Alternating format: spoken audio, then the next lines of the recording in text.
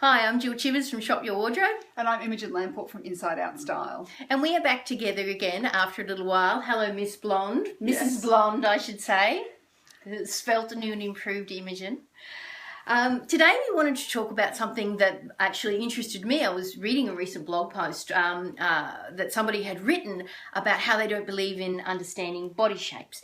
They believe it's disruptive to a sense of self-expression and that you can become a bit fixated on body shapes if you know too much about them. And we got to talking about this idea because one of the things Imogen brings to her blog readers is a detailed understanding of body shapes. And we thought it would be interesting to share our perspective on what body shapes and other guidelines bring to the table, what they are and what they aren't, and what place they have. So that's what we thought we'd talk about in this video.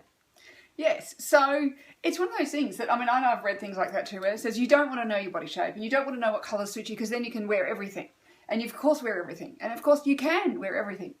But I believe, and I know I've written about this before, I believe that you need to know your rules and guidelines, and they're guidelines, not rules, because it actually frees you up. Yeah. Especially too is often, we go, well, I look back at photos of myself, I'm just going, what was I thinking? That thing looked terrible. And it's because I didn't know enough. Yes. I didn't know about my body, I didn't know about my colouring, and I didn't understand what worked and what didn't work. So when I look back, I go, it wasn't as great as I thought it was. Yeah, exactly. And so very much I think that understanding your body shape and your proportions and your scale and all those other elements just gives you a set of guidelines to work with if you choose to. But at least you know. Exactly, and you can become fixated on anything, and that certainly that's not something that either of us or anybody in their right mind would advocate, is that you become fixated on one element of your physicality. That's what leads women to feeling terrible about themselves. And what you're all about, and I'm all about, is helping women to make conscious choices that make them feel great. And understanding these guidelines is one of the things that can help you to make choices that you know are going to work for you. And that's really what it's about, is what choices are going to be best for me, and to take the information that's useful and to leave the rest. And one of your recent blog posts was about how to wear items that don't really suit you. And your very first piece of advice was wear it anyway. And I loved that because you give women permission to make their own choices. Here's the information, now apply. Choose for yourself. And to me, that's empowering. Yeah, and I particularly find with some aspects of, say, more technical aspects, where people get very fixated about what's my contrast and what's the exact contrast and what can I can't wear, and if I can only wear one colour, and I just go, all it is a guideline. But you might just find that if you are a high contrast, you need to wear, you'll look better in light and dark, but it doesn't mean you can only wear that. Yeah. I find that particular piece of information is most useful in a buying situation, which obviously I don't find myself in too much, but if I'm choosing between two things, and if I have this information between, say, a contrast like what I'm wearing or something that might be more, say, a black and white leopard print, that would be helpful information in that moment. I'm choosing between this and this. One is going to be better, and sometimes your instinct will tell you. You look at yourself in the mirror, it's pretty obvious, you don't know why, but what you do is you take the guesswork out of it, and that's got to be helpful. But absolutely, there's no reason why you can't break the rules. They're not rules. You're not handcuffed. Jill was telling me before, she's got a lovely analogy about handcuffs versus handrails. Yeah. And you're not handcuffed to your rules. If you break them, nobody is, making no one's going to die. No one's going to die. It's the handrail. It's if you want to hold on to something as you're going down the stairs or as you're putting yourself together, it gives you something to hold on to. Yeah. But you can also let your hands go. Yeah, exactly. And not be forced into wearing something just because the rule says you should. Yeah.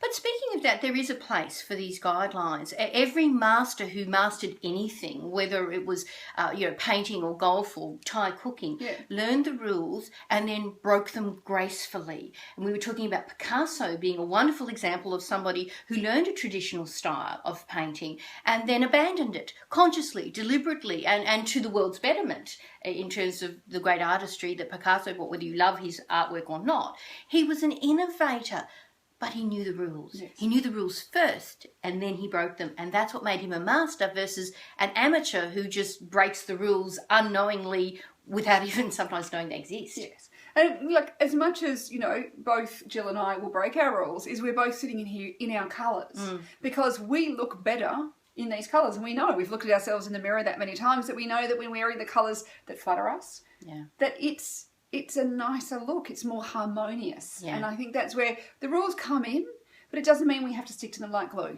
Yeah. I think a recent example for me is, for some strange reason, I've become very attracted to the colour pink, which makes me look like I'm drunk. It just brings this flush to my cheek, and it's totally not a flattering colour on me. And I've just found ways that I can sort of add it in small ways to things, generally by my feet, away from my face. I mean, who knows, maybe in 6 months' time I won't be so attracted to this colour. But you can bring anything into your wardrobe and into your life that you want. You're in the driver's seat. But knowing the guidelines helps you to make choices that are going to truly work for you and remove the randomness. Yeah. It removes, especially particularly with shopping, I think it just removes the, is it going to be something that you're going to feel good in over the long term? So if it doesn't relate to your body shape, or if it doesn't relate to your colouring, or to your scale, or any of those elements, it may be the latest fashion, and sometimes it's have fun with it for a short time, but it's not going to be one of those keepers. You tend to find the things that are the keepers in your wardrobe actually relate much more to creating a harmonious appearance with your body, with your style, with your personality. But of course, your personality may be a rule sticker. So, they want to hold on to that handrail all the time. Or we may have a rule breaker who likes to walk down the stairs hands-free. Or wants to, slide down the banister.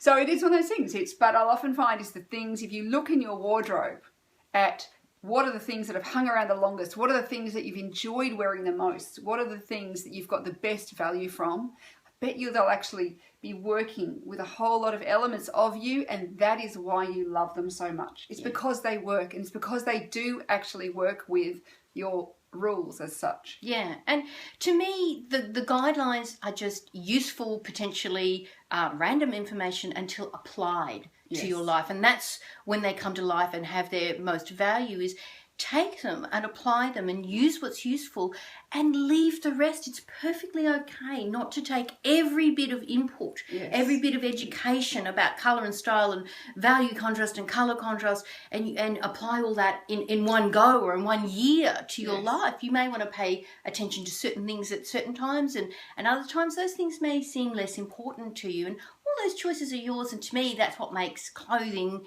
and wardrobing and getting dressed fun.